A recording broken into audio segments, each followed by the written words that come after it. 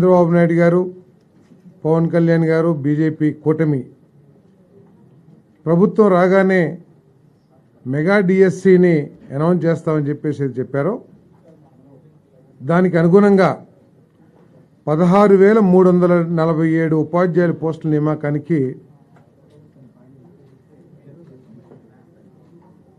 ఈరోజు కేబినెట్ ఆమోదం తెలియజేసిందని చెప్పేసి మీ అందరికీ మనవి చేస్తామని నేను. అంటే ఎస్జిటీలు, పీఈటీలు డిఫరెంట్గా ఉన్నాయి. అంతేకాకుండా అన్ని స్కూల్స్కి సంబంధించి ట్రైబల్ వెల్ఫేర్ కానివ్వండి, లేకపోతే గవర్నమెంట్ స్కూల్స్ కానివ్వండి, అన్నిటికీ సంబంధించి ఈ 16,347 పోస్టులు అని చెప్పేసి మీకు మనవి చేస్తా ఉన్నాను. ఇక్కడ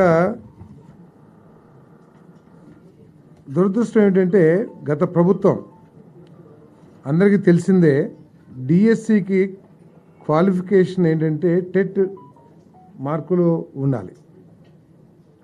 ఈ ప్రతి 6 నెలలకి ఒకసారి జరగాల్సిన టెట్ ఎగ్జామ్ని నిర్వహించుకోకుండా వేలాది మంది నిరుద్యోగ యువతి యువకులు నష్టపోయే విధంగా గత ప్రభుత్వం చేసిందని చెప్పేసి మనం చేస్తాను.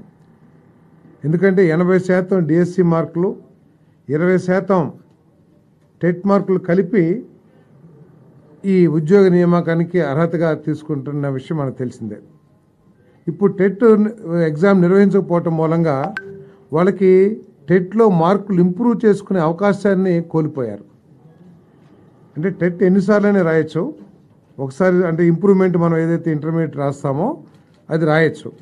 ఒకవేళ ఒక పరీక్షలో కొన్ని మార్కులు వచ్చాయనుకోండి, రెండో పరీక్షలో అటెండ్ అయ్యి ఇంకా ఎక్కువ మార్కులు తెచ్చుకుంటే ఎక్కువ మార్కులు పరిగణలోకి తీసుకోబడతాయి.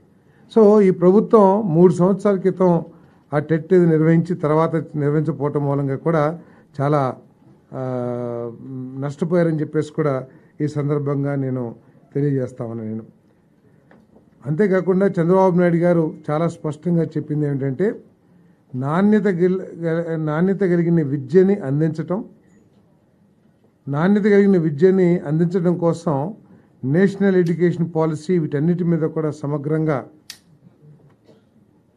పరిశీలించి